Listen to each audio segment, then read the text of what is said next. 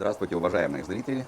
Сегодня у нас есть повод для встречи с вами и для обсуждения того, что произошло 2 года назад. А 2 года назад в этом помещении, вот в этой емкости, родились первые скатики на нашей скотоферме. И от этой даты мы решили считать дни, годы работы нашей скотофермы. То есть днем рождения скотофермы является год рождения первых скатиков, что, наверное, закономерно.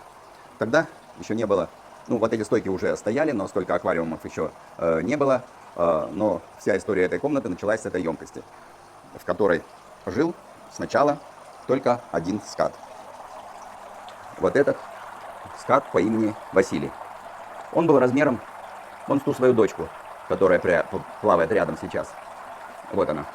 Я не могу рассмотреть, какая из двух сейчас рядом с ним. И позже к нему присоединилась Василиса, которая сейчас спряталась за вот этой корзиной. Василиса была меньше, чем Василий. Вот вы видите двух дочек, они приплыли к папе. Как видите, здесь у нас стоит перегородка, но она открытая сейчас. И скаты могут плавать туда и обратно. Вот. Так вот, появилась Василиса, которая постепенно переросла самца Василия. И сейчас она стала вообще просто огромной. И 2 года назад она принесла 2 скатиков. Некоторые называют маленьких скатиков щенками. Но так как мы считаем скатов рыбой, то мы их называем все-таки мальками. Она принесла 2 мальков. Ну а дальше было больше. Сейчас в этой емкости живут 4 ската. Василий отец, Василиса мама и 2 их дочки из разных нерестов. Вот это Беатрис, а это Селеста. Все они родом из Бразилии. О, мамочка пришла. Молочка принесла? Нет. Вы видите, да, какая она огромная? Василий рядом с ним, половинка, если не меньше по весу. Как видите, скаты бодры и активны. Папа лазит по стенам, радуется. Все остальные периодически тоже это делают. Но столько, сколько он любит находиться на стенах, никто так не делает. Вот посмотрите на соотношение папы и мамы. Это нормально для скатов Леопольди. Самка должна быть крупнее. Я думаю, что 2 года назад, когда Василиса родила первых своих мальков, она была размером примерно как Василий сейчас. И у нас впечатление, что они растут постоянно. Так как им здесь хватает объема, хватает воды. Вот смотрите, сейчас кто-то из дочерей на стенке. Вот опять.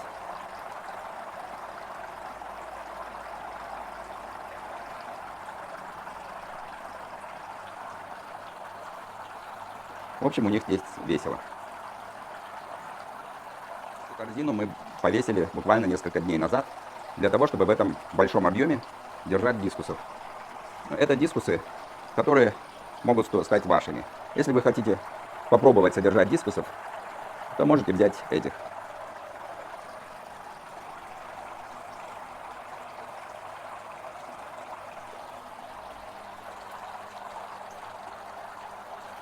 Но сейчас комната полностью оборудована, хотя все еще продолжаются какие-то перестановки. Вот здесь скоро будет стоять еще один большой аквариум. Раньше здесь стоял карантинник, который перешел вот сюда.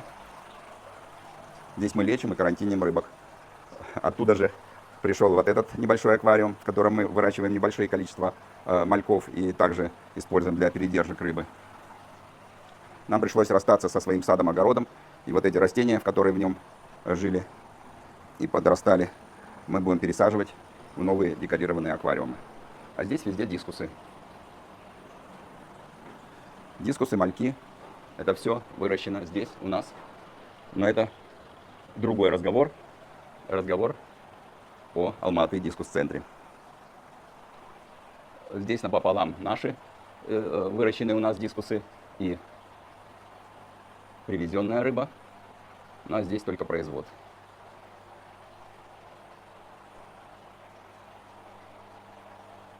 Итак, сейчас вы видите человека, который 2 года назад принимал роды у Василисы. Василису я вам уже показывал. Радж, ну поделитесь своим впечатлением, как это было. Я уверен, что вы навсегда запомнили этот знаменательный день. Конечно, запомнил, как такое не запомнить. Помню, они в то время еще тогда как бы ну, такие подвижные были, все. Вот Василиса в последнее время, она что-то ну, такая немного заторможенная была. Мало кушала. Ну, хотя, как бы, помню, еще жара была.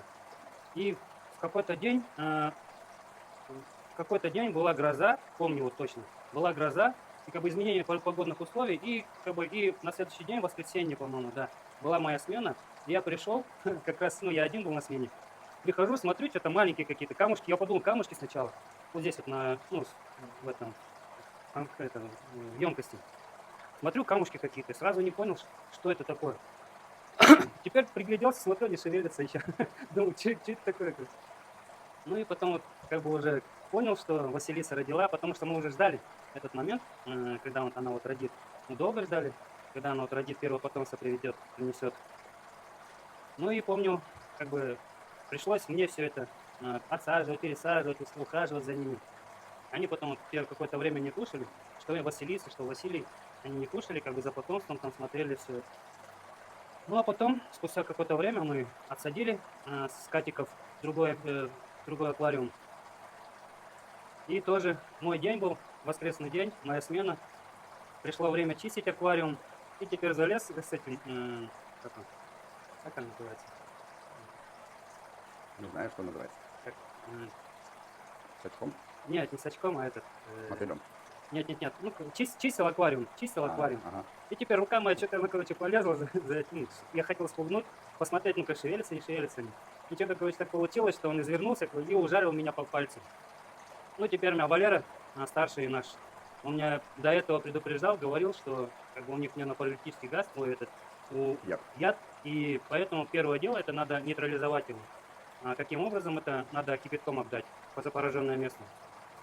Я теперь как бы немного в панике и не поддаюсь панике, подавай сразу чайник ставить, закипятил все и как бы обдался кипятком, ну и как бы нормально все обошлось. Вот такое вот мое первое знакомство было с этими удивительными рыбами. Ага. Ну, я думаю, получается, что вас ужалил скат буквально в день своего рождения там, или на следующий день, да? Да. И вы сильно испугались и теперь не хотите общаться со скатами? Или вы все-таки ухаживаете за ними? Нет, конечно, я ухаживаю за ними. Первая такая как бы ситуация была такая, потому что я как таковой я с ними так не контактировал. И как бы не знал, как они себя ведут. Просто я со стороны видел, наблюдал за ними, кормил, там чистил и все. И то в емкости. А так, чтобы вот маленькие вот эти скатики, как бы, так у меня не было такого, как бы, ухаживания за ними там. А так-то они уже, которые уже поколение приносят, она вот Василиса, и как бы за всеми ухаживаю, и ничего страшного. Ну, уже как бы по-другому, уже все по-другому как бы работаешь с ними, уже знаешь, как они реагируют, что они делают, что не делают. Радж, вот скажите, как вы считаете, кто виноват? Вы или скат? Конечно же я. Конечно же я. Это в первую очередь, это моя неопытность была. А во-вторых, ну, скаты, они маленькие же, они как бы зверем ну, испугался, поэтому так отреагировал. Это, конечно, была по моей причине. Ну, теперь избегаем таких причин, не создаем таких причин, как бы ухаживаем за ними, без проблем. Ну, а вам нравятся скаты самому или Конечно, как бы, для вас нравится. это... И не только мне, это всем нравится. Все, кто вот в другой сейчас в кабинет зайдем, там все, кто рядом проходит с этими скатиками, все останавливаются и смотрят, наблюдают за ними, там восхищаются ими. Так, вот такие вот удивительные создания. Ну, давайте пройдем и посмотрим ваших новых подопечных. Вы расскажете про них. Ну, вот здесь я вижу ваши новые питомцы, да? Да. Расскажите про них, откуда они взялись. Ну, и, конечно, как всегда, Василиса с Василием постарались. Ага, традиционным методом, да? Да. Как бы вот это вот последнее наше потомство. Ну, все активные, все кушают нормально, все как бы им вот условия создали, близкие к реальным условиям. И им когда... Что вы имеете в виду? Ну, песок, вот камушки. Ага. Раньше мы так не делали, Раньше нет, не делали. На аквариуме, на стекле все было как бы. Какое ваше впечатление? Вот лучше, когда чистое дно или когда песок? Нет, когда песок. Они вот видите, они сейчас более активнее начали плавать. Когда песок им первый раз погрузили все, установили все, они первое время в песке только сидели, прятались чисто в песке. Сейчас уже как бы уже как бы привычно стало им. И поэтому они и в песке, и так плавают в поисках еды. Ну и, соответственно, охотятся понемногу тоже. Уже растут, поколение растет, соответственно, и их звериные инстинкты уже проявляются. Расскажите вот про меченосцев. Меченосцы, ну, очень такие рыбки как бы плодовитые и очень подвижные рыбки. А, Ну, они как бы со скатиками они контактируют, ну, как бы меньше всех, избегают их, потому что скаты это звери, ну, как бы Хищник. хищники, да. Скаты это хищники, поэтому они избегают их для того, чтобы не стать съеденными ими. Ага.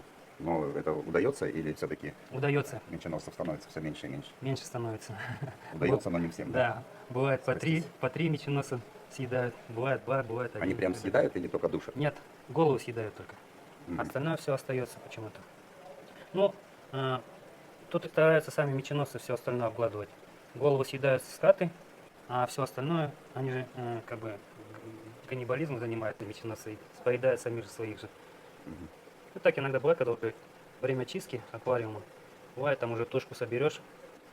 Ну вот расскажите на примере этого аквариума, как вы чистите и не допускаете того, чтобы Песок оставался на был какой-то контакт с хвостами скатов? Нет, ну, они как бы на сифон, они уже привыкли к сифону, они уже, когда я погружаю сифон, они наоборот интересуются, что это такое.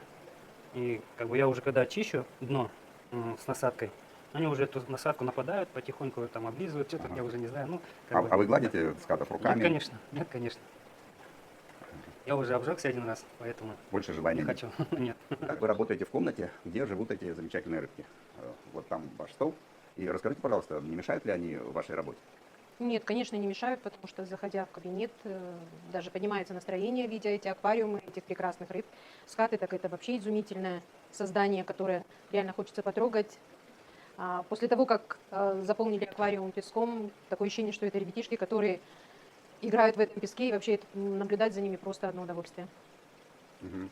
Вы как-то с ними здороваетесь или так проходите мимо? Нет, здороваемся, просто не проходим. У меня всегда это, и они подходят, они обращают на это внимание и реагируют. Такое ощущение, что они уже узнают нас всех. Ага. А вы вот, сидя за своим столом, наблюдаете, как люди, здесь проходная комната, как они проходят мимо. А, Как по-вашему, какой процент людей интересуется рыбками, а какой совершенно из этих территорий? Я могу сказать, что в компании Дудар сейчас вообще нету таких людей, которые равнодушно просто бы прошли. То есть 100% каждый человек хотя бы возле одного аквариума, возле кого-то, но остановится, обратит внимание и понаблюдает за ними. Ага. Ну вот только что Асхат сказал, что у него гастрономический интерес к креветкам, он уже ждет, когда они вырастут. Как вы думаете, у остальных такой же интерес? М, Даже, Они хотят скушать рыбу или они хотят поиграть, полюбоваться? да нет, больше, наверное, полюбоваться. Понятно. Гурманов не так много, да? Да, гурманов не так много. Нет, гурманы есть, но мне кажется, они не вызывают у большинства именно то желание именно покушать. Выделение слюны не происходит. Да. Понятно. А вот с тех пор, как мы запустили меченосцев, как вам кажется, скатам это нравится или не очень? Нет, им нравится. Они охотятся за ними. Ага, Даже иногда немного жаль этих маленьких рыбок. понятно. А меченосцам, я думаю, что не очень нравится. Меченосцам не очень нравится. Соседство такое, да? Да. Хорошо. Ну, как вы знаете, у нас сегодня день скатов, поэтому про дискусов не буду спрашивать. Как вы относитесь вообще к скату, как к рыбе? Ой, положительно. Вообще, до того, как я сюда пришла работать, я вообще никогда не знакома с ними не была.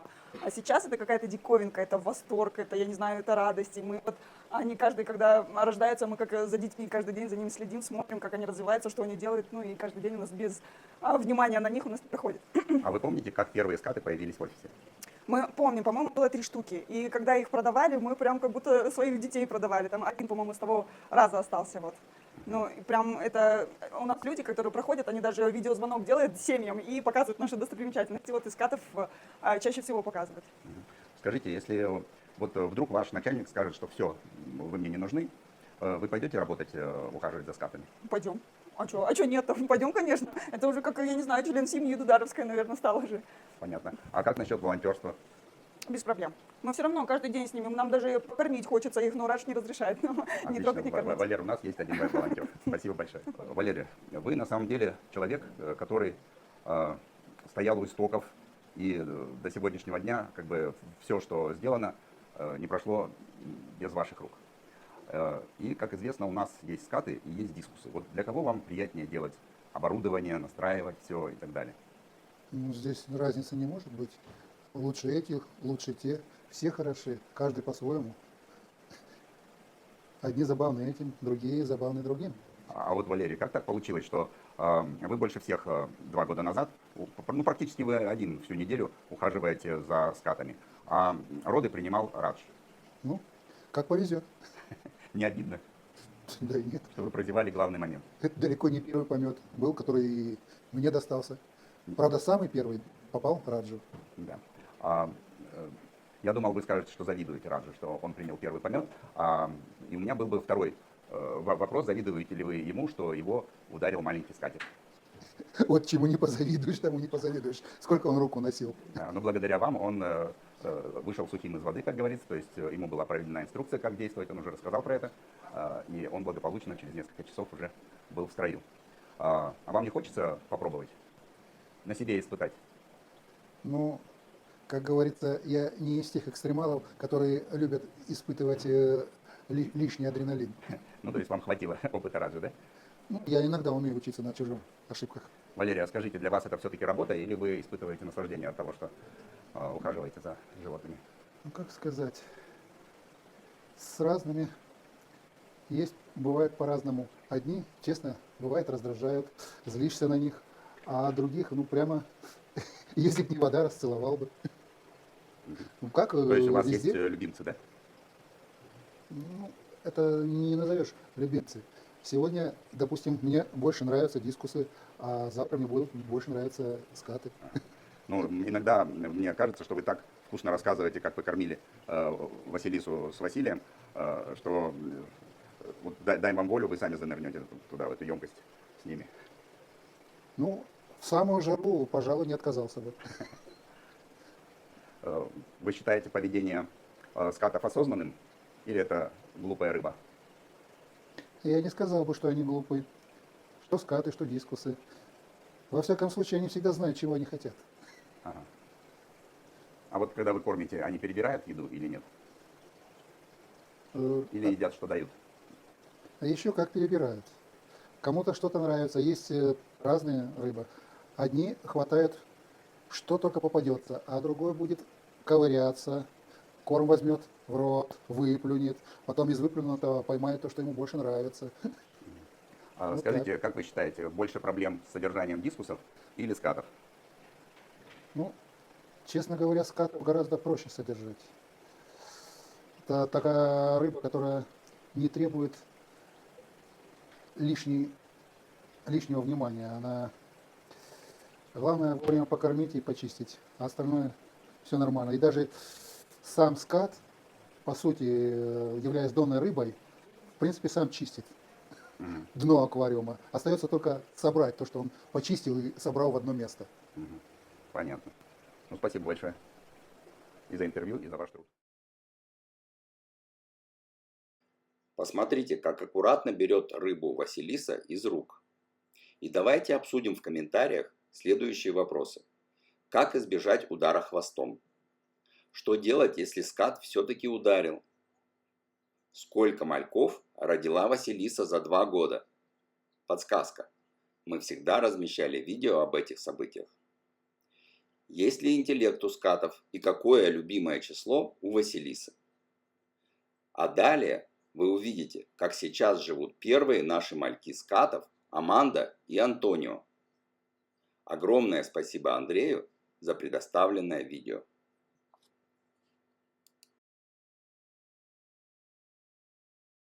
Леонид, здрасте. В общем, вот, как и обещал, снимаю наших именинников. Чувствуют они себя прекрасно. Живут они в 1,5-тонной бочке. Вот, дурачится. Так, это у нас Антонио. Он любит так, жрачку ищет. Вот. Аманда занимается перестановкой мебели. Кстати, вот эти камни они очень любят таскать. Мы после каждой подмены все камни вот в ту кучу сгребаем, но они потом вот так вот их растаскивают. По соседству у них 2 араваны, астронотусы, змееголов, полиптерус, птерик. Вот, живут дружно.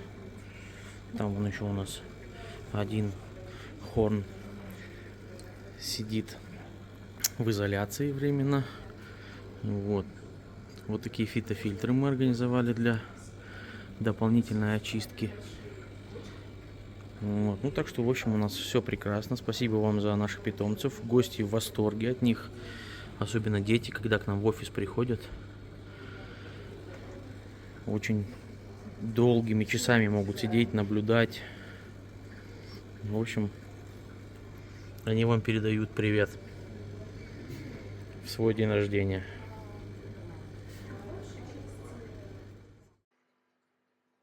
А теперь посмотрите на Аманду и Антонио непосредственно перед переездом. А потом, только для тех, кто любит дискусов, давайте немножко понаблюдаем за рыбой, разведенной в Алматы в дискус-центре.